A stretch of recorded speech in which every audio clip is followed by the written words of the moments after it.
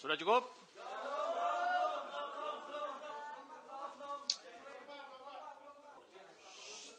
Cukup ya?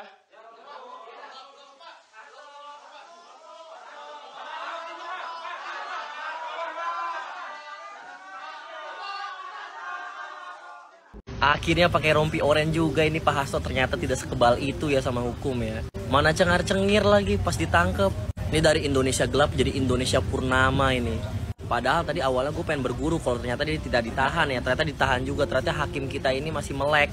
Yang lucunya tuh tadi sore sampai ada demo-demo di KPK dari orang-orang PDI lah. Terus gue kenapa tiba-tiba bawa Prabowo? Apa urusannya? Ini tandanya berarti nanti akan ada sekjen baru. PDIP kehilangan salah satu tokoh. Ya memang salah sendiri sih dia juga. Udah obstruction of justice lah. Kong kali kong kolusi. Banyak lah tukang bohong ini si Hasto. Ini salah satu big win lah buat Indonesia. Mantap. Sabar ya Pak Hasto. Padahal udah dikawal sama masa yang banyak banget ya. Naik mobil suara rakyat. Mobil yang sama atau kebetulan sama dengan yang kemarin dipakai sama mahasiswa yang demo Indonesia gelap ya. Kebetulan aja kali ya Pak ya, mobilnya sama, ini mobil suara rakyat. Kayaknya emang bener-bener Indonesia ini gelap buat Pak Hasto sekarang. Pakai rompi orange, dinginnya dinding penjara. Duh, Ibu kemana Pak Hasto? Ibu kemana? Tenang Pak, besok ditengokin pakai mobil suara rakyat ya Pak ya. Menurut Hasto, ia menjadi tersangka karena sikap politiknya, sikap kritisnya yang disampaikannya selama ini untuk menyampaikan kebenaran. Ia menuduh ia berusaha dibungkam. Dia juga menuduh Jokowi adalah dalang di belakang tekanan hukum yang ia hadapi. Tapi kata Hasto, dia percaya dengan prinsip Satyam Eva Jayate, yaitu kebenaran pasti menang. Hasto menyebut secara spesifik 4 sikap politik yang ia pegang teguh dan itu membuatnya jadi sasaran penegakan hukum. Pertama, penolakannya terhadap kehadiran timnas Israel dalam Piala Dunia Under-20 tahun 2023. Menurutnya, PDIP menolak Israel dengan merujuk pada konstitusi, sejarah, serta prinsip kemanusiaan yang menjadi komitmen Indonesia sejak Konferensi Asia Afrika tahun 1955. Kini dunia pun mengutuk kekejaman Israel, ujar Hasto. Kedua, penolakannya terhadap wacana perpanjangan masa jabatan Presiden Jokowi sampai 3 periode. Menurut Hasto, ini adalah sikap Megawati yang berpegang pada Pasal 7 Undang-Undang Dasar 45 yang mengatur bahwa masa jabatan presiden hanya 2 periode. Ketiga, penolakannya terhadap putusan Mahkamah Konstitusi nomor 90 tahun 2023 yang dia anggap sebagai bentuk penyalahgunaan kekuasaan dengan manipulasi hukum. Menurut Hasto, keputusan MK yang memungkinkan Gibran maju sebagai wakil presiden adalah bentuk campur tangan presiden dan ketua MK saat itu Anwar Usman. Keputusan ini menjadi titik paling gelap dalam sejarah demokrasi Indonesia, tegasnya. Keempat, penolakannya terhadap penyalahgunaan bantuan sosial dalam pemilu 2024 yang menurutnya menjadi alat politik untuk membujuk rakyat. Hasto juga menyatakan dalam pemilu 2024 terjadi intimidasi masif terhadap kepala desa, aktivis, jurnalis, tokoh pro-demokrasi, anggota legislatif, pengusaha, hingga kepala daerah. Itulah 4 sikap yang menurut Hasto membuat dia mengalami kriminalisasi hukum yang dilakukan KPK dan didalangi Jokowi. Hasto bisa saja membangun fantasi semacam itu, tapi isi dramanya penuh persoalan. Yang paling jelas, bagaimana mungkin Hasto menyatakan KPK tidak punya sedikit pun bukti untuk menjadikannya sebagai tersangka?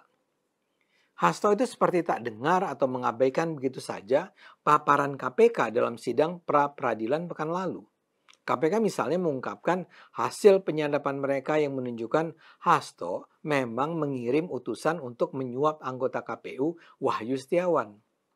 KPK juga menunjukkan bukti bahwa Hasto mengirimkan dana 400 juta rupiah untuk melengkapi uang suap Wahyu yang mencapai 1 miliar rupiah. Itu diungkapkan secara terbuka oleh KPK. Jadi bagaimana mungkin para ahli hukum PDIP menganggap tak ada landasan bukti untuk menjadikan Hasto tersangka? Begitu juga dengan penjelasan Hasto tentang 4 sikap politiknya. Kenapa dia mengira penolakan PDIP atas kehadiran tim Israel dalam Piala Dunia Under-20 menjadi alasan bagi KPK dan Jokowi mentersangkakan dirinya? Jokowi tentu saja kecewa dengan penolakan PDIP pada 2023 itu. Ya, tapi jangan lebaylah menganggap gara-gara itu Jokowi mengarahkan KPK untuk menangkap Hasto. Begitu juga soal upaya memperpanjang masa jabatan presiden. Jokowi sendiri sudah berulang kali menegaskan bahwa usulan perpanjangan masa jabatan presiden bukan datang dari dirinya.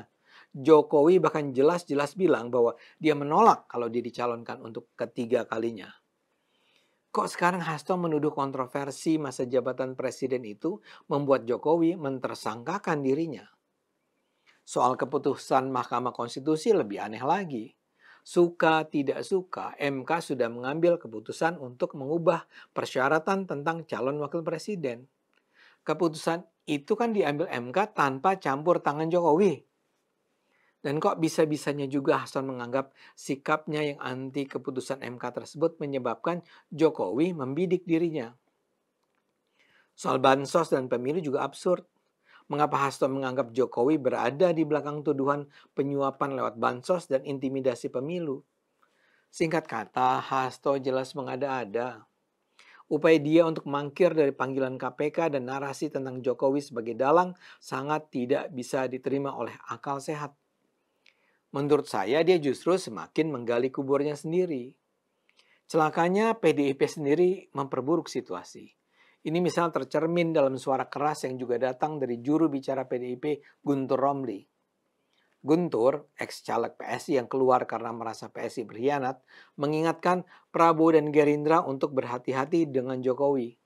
Menurut Guntur, Jokowi punya rekam jejak pengkhianatan pada PDIP ketika punya kepentingan sendiri. Guntur memuji-muji Prabowo. Menurutnya, Prabowo sangat tulus ketika memuji Jokowi dalam acara HUT Gerindra. Namun sebaliknya, ketika Jokowi memuji Prabowo sebagai presiden terkuat di dunia dalam acara yang sama, itu menurut Guntur dilontarkan tidak dari hati yang tulus. Kata Guntur, pujian itu dilontarkan karena putra sulung Jokowi Gibran mendampingi Prabowo. Menurut Guntur, dulu pun Jokowi tampak setia pada Megawati. Jokowi sering mencium tangan Mega ketika bertemu. Jokowi juga mengaku sebagai petugas partai. Tapi ketika Jokowi punya kepentingan berbeda, dia berkhianat, kata Guntur. Seperti saya katakan, rasanya PDIP dan Hasto sebaiknya berhenti melawan. Jangan takut untuk diadili bila memang tidak bersalah. Sebagaimana Hasto katakan, kebenaran pasti menang. Dan kalau dia memang percaya pada falsafah itu, biarkanlah dia diperiksa, diselidiki, dan kalau perlu diadili. Begitu ya Mas Hasto? Ayo gunakan akal sehat, karena hanya kalau kita gunakan akal sehat, Indonesia akan selamat. Detik News sebelumnya memberitakan maki masyarakat anti korupsi Indonesia mengkritik Hasto, karena dia minta jadwal ulang kan. Dia dipanggil hari Senin, tapi dia minta jadwal ulang, karena dia sedang mengajukan lagi gugatan pra peradilan. Oleh karena itu, Ketua Maki, Bonyamin ya, minta Hasto hormatilah proses hukum. Kan lu bilang lu akan menghormati proses hukum. Datanglah, ya nggak ada hubungannya pra peradilan lagi dengan mangkir dari pemeriksaan KPK. Oke? Nah, kemudian di sini beberapa hari lalu Hasto akhirnya bersuara terkait kasus Harun Masiku. Dia menuduh bahwa ini ada kepentingan politik kekuasaan. Inilah selalu dia membuat drama-drama seperti ini. Dia tuduh ini ada kepentingan politik kekuasaan. Siapa? Jokowi sudah bukan presiden. Prabowo nggak ada kepentingan sama lu. Memang lu ada kasus ya diproses. Jadi bagaimana bilang ada kepentingan politik kekuasaan? Oke? Nah, tidak cukup sampai di situ, PDIP juga melaporkan penyidik Rosa ke Dewan Pengawas KPK. Ya pokoknya dibikin drama terus lah ya.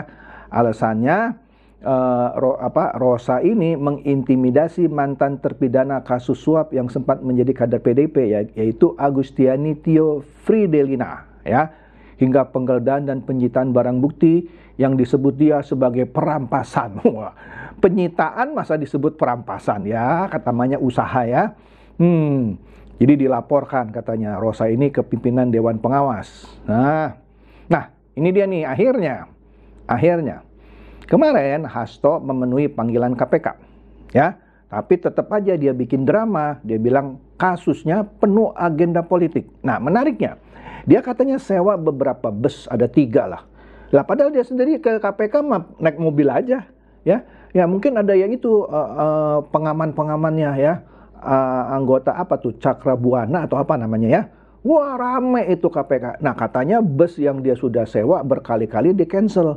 Nah seakan-akan ini ada konspirasi nih mau menggagalkan dia datang ke KPK katanya. Hasto. Jadi dia terlambat datang ke KPK ya. Oke. Nah lucunya juga drama berikutnya dia bilang banyak duta besar asing mempertanyakan tentang kegelapan demokrasi di Indonesia katanya. Mereka prihatin. Coba lu sebut aja toh dubes asing yang mana, jangan lu karang-karang.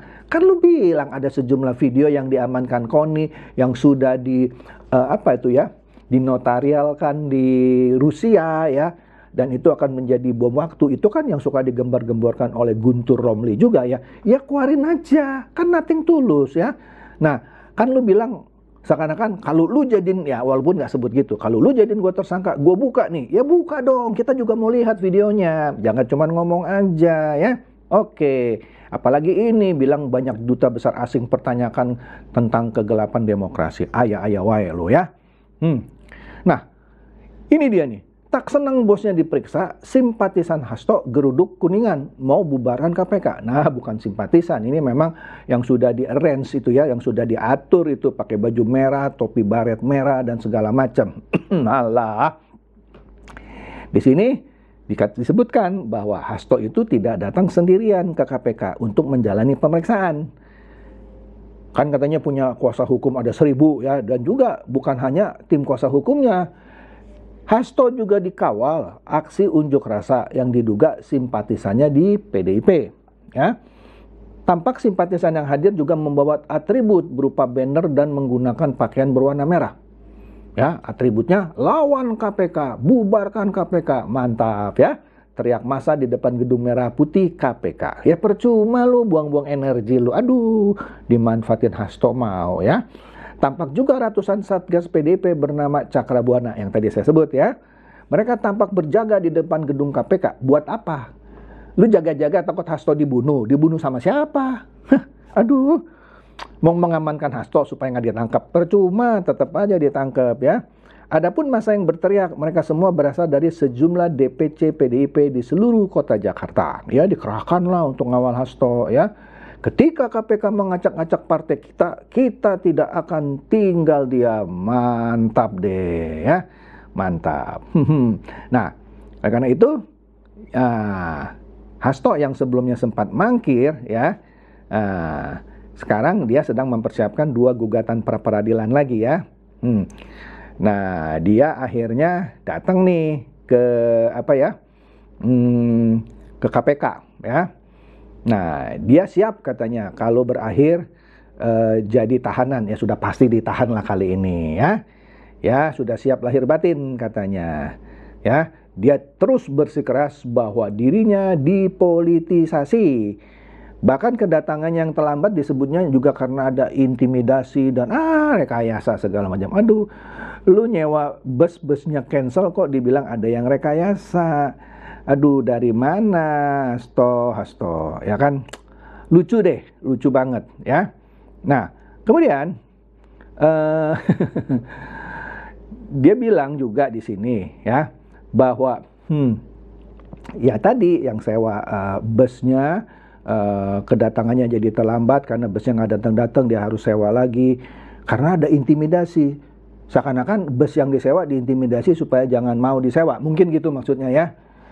Jadi dia bilang sejak awal dia memahami ada agenda-agenda politik termasuk terkait maksudnya kasus saya. Waduh. Gitu deh ya. Mantap banget lu toh ya. Nah, dia juga bilang ada pelanggaran terhadap hak asasi manusia ya. Wah, bla bla bla bla bla bla, biasalah drama lah, berasa drama. Nah, ini kita lihat videonya Hasto yang menarik nih ya, ketika dia akhirnya pakai baju orange. Yuk kita simak videonya, mantap nih.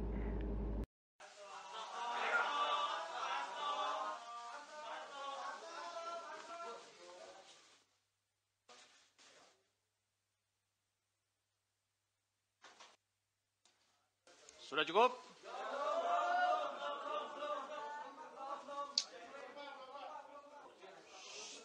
Cukup ya?